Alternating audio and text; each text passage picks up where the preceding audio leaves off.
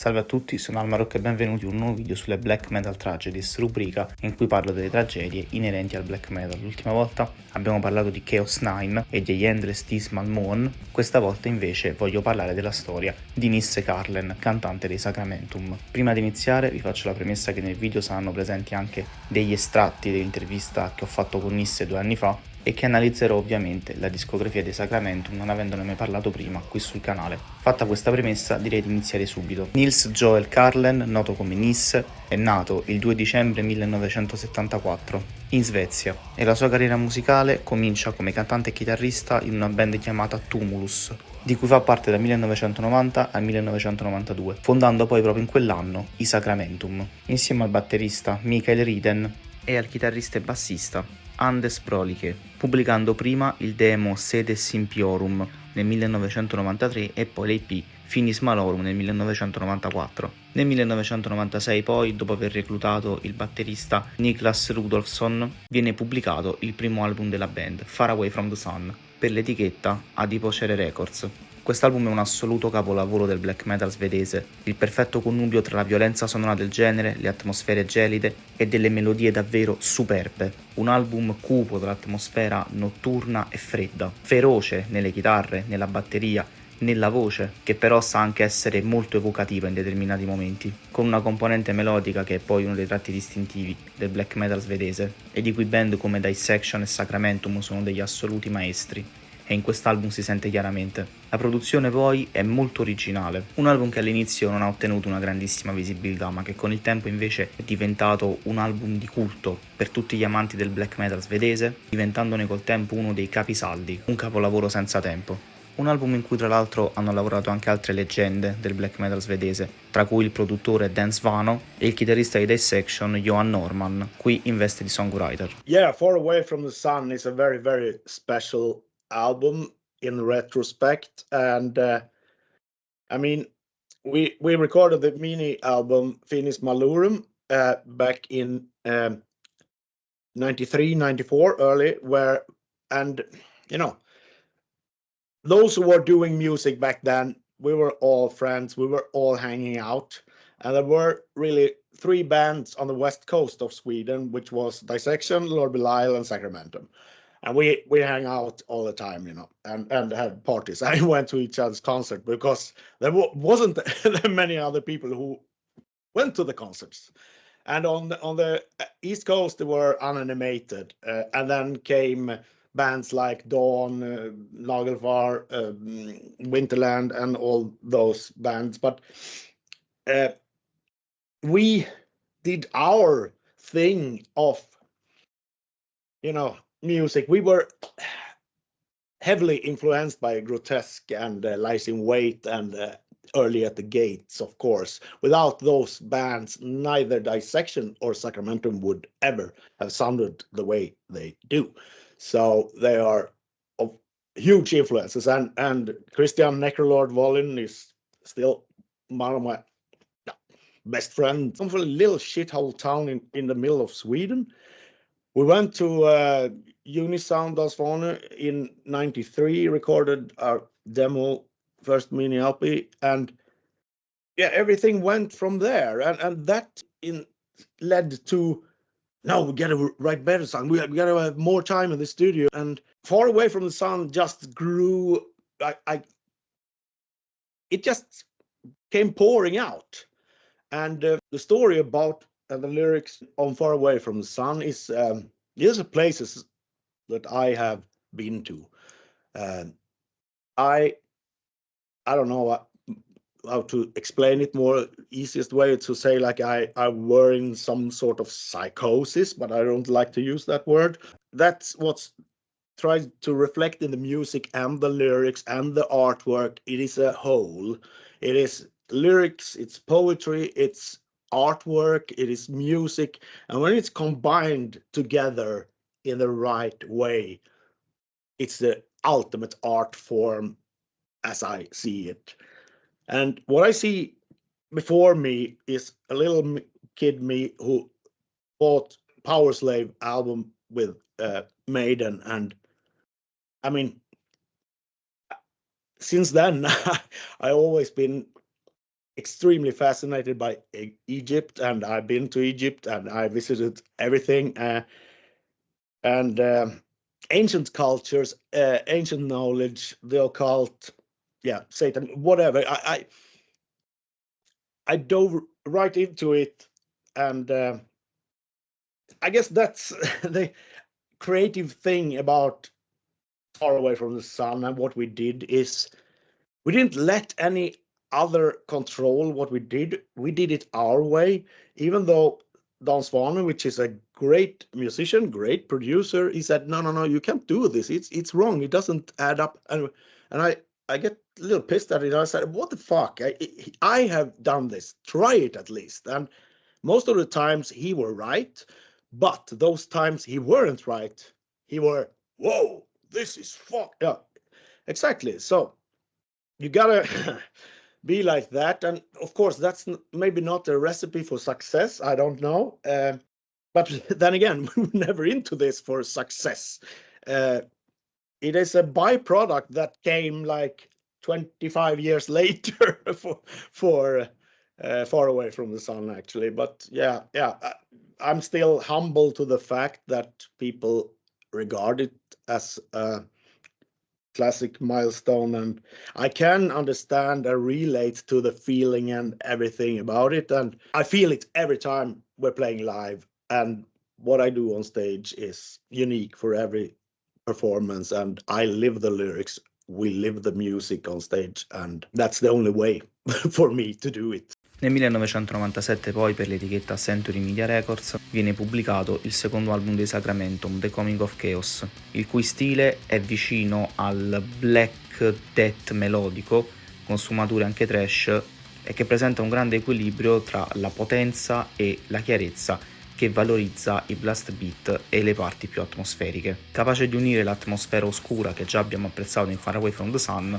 con l'aggressività tipica del black metal e tutti i tecnicismi che invece sono propri del death, un altro grandissimo capolavoro, seppure all'epoca sia stato divisivo tra i fan della band per via del cambio di rotta rispetto a Far Away from the Sun, un album a cui tra l'altro hanno collaborato sia Vassago dei Lord Belial e sia Emil Nudvind degli Optalamia in veste di chitarristi ospiti. Nel 1999 per l'etichetta Century Media Records viene pubblicato l'album Die Black Destiny, in cui Vassago entra definitivamente in formazione come chitarrista e abbiamo come ospiti un altro membro dei Lord Belial, ovvero il cantante Thomas Beckelin alla voce e Mia Larsson sempre alla voce. Quest'album, seppur mantiene la sua essenza black metal e mantiene sempre le atmosfere tipiche della band, è molto death oriented, soprattutto per l'uso massiccio dei blast beat e della tecnica. Tutta la sezione ritmica fa un ottimo lavoro, alternando parti feroci e aggressive a ritmi molto più cadenzati, e la produzione, curata da Andy LaRocque, è una delle cose più interessanti dell'album e permette di bilanciare l'aggressività, la tecnica e la melodia in modo assolutamente perfetto. Tirando le somme si tratta di un grandissimo album, anche questo tra i più apprezzati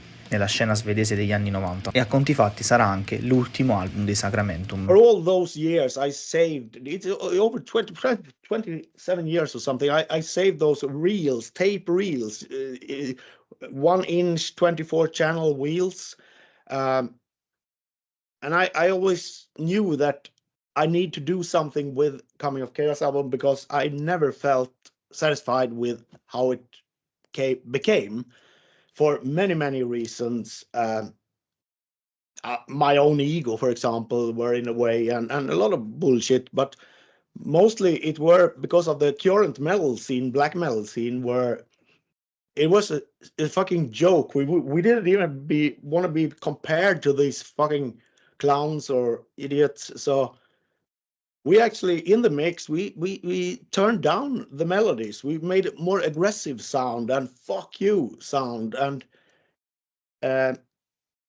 if we would want to do a career, so to speak, we should have done the opposite. But no, we don't work that way. But still, I always knew what were hidden in those tapes, so I saved them, and someday I will do it.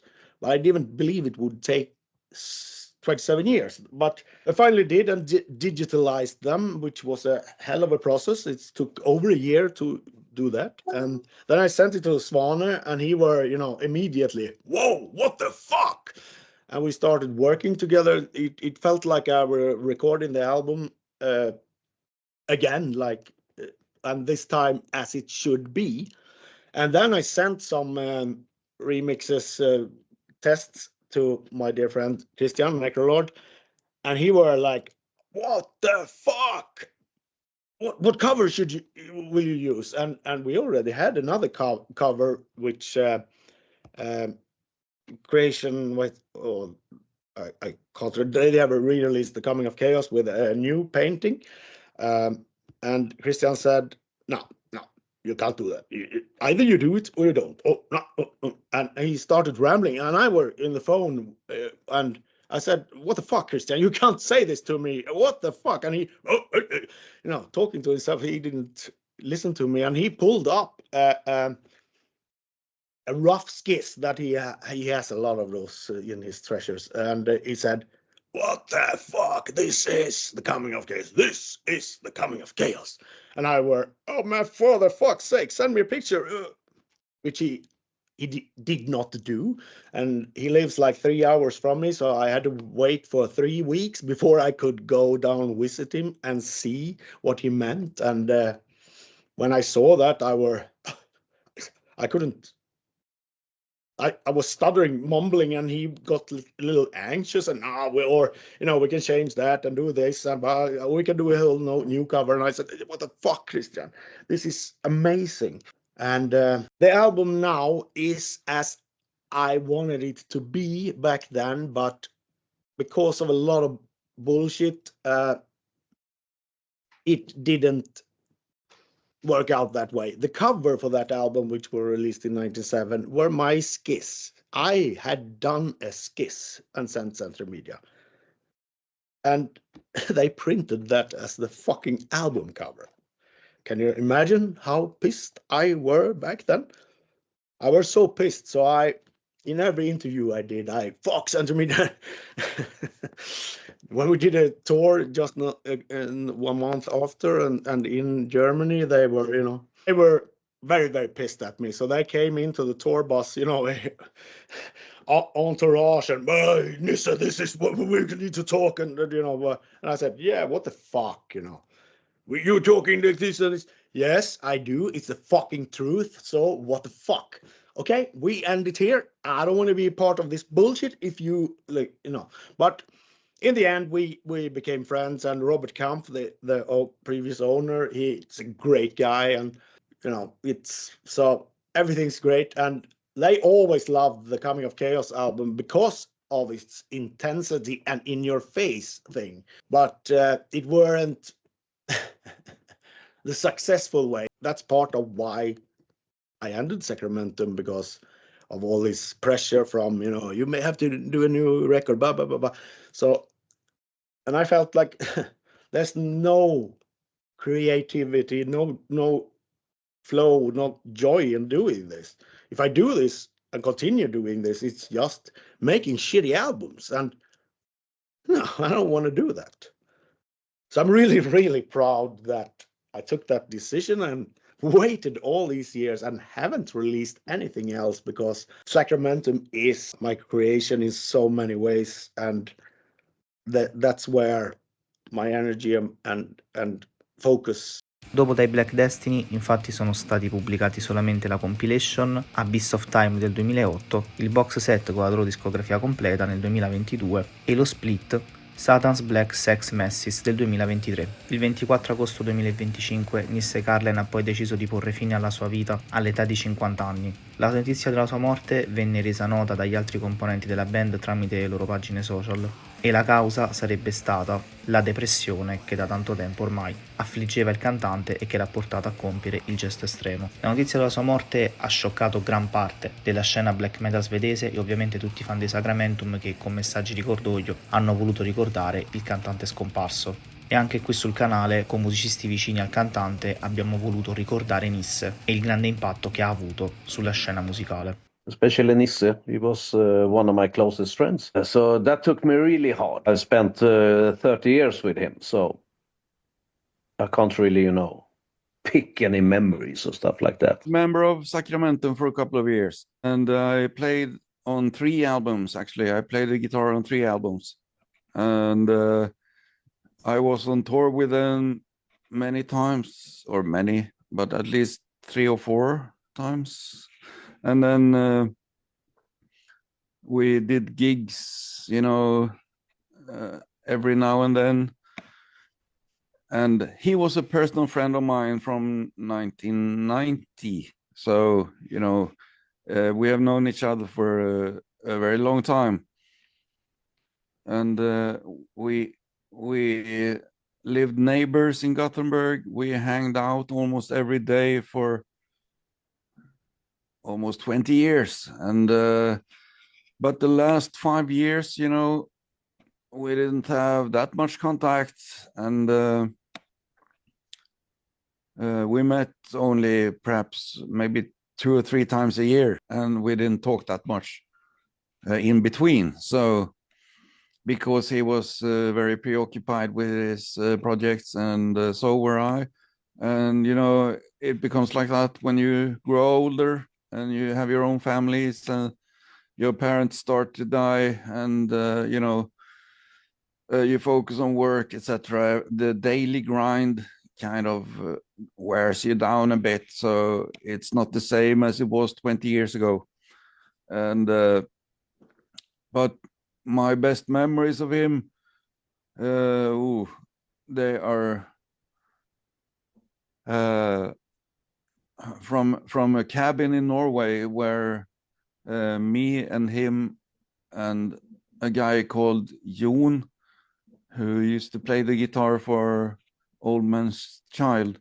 We were at Jon's house up in the Norwegian wilderness, just the 3 of us, and we drank so much beer and had so much fun. Just 3 guys in a cabin out in the snow, with beer and frozen pizza and music. I think that was one of the best times ever. Actually, because we could be ourselves 100%, and we were running around naked in the snow, screaming in the middle of the night. And yeah, it was a great time. I think we were there for almost 2 weeks, so it became ridiculously insane at times. Yeah.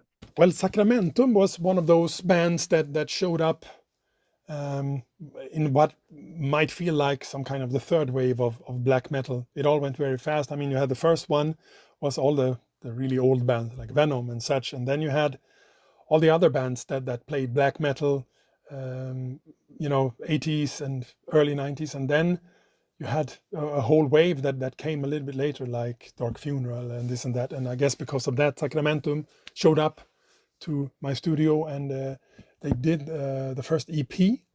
I think it was in 1994, and that turned out great. And that's when I get to know the guys a little bit. And then they came back to do the second album when I had moved the studio to Örebro in 1995. And I have very, very little memories of that recording. I was exceptionally stressed out person during that time. And at one point, I remember sitting at the headquarters from Invasion Records in Königs Wusterhausen near Berlin. And the label owner and his friend played me music in the stereo. And they were looking at me like I should have some kind of reaction. And I remember thinking, wow, what's this then? It sounds really good. The sound is great, but what can this be? And they said, hey, you don't know? You mixed this. This is Sacramentum. And I was like, what? I did this? That sounds so great. Oh, fuck, because in those days I didn't have the time to go back and listen to the albums. Once they were ready, they were ready. And that one sounds pretty good. Still to this day, I had the honor of remastering it. And I also got in touch with the band later to do the remix of one of the albums that I did not record or mix the first time around. And it turned out extremely well. And it was also in this kind of session, or what you want to call it, from the very beginning of, do you know anyone who can digitalize these old tapes, to getting the files, to actually getting the green light to start remixing it. And yeah, it turned out extremely well, and I got to know Nisse a little bit more in this time. We didn't really talk that much in the early days. I remember that I think somehow Hellfuck came from Nisse that I thought it was cool and I used for Infested.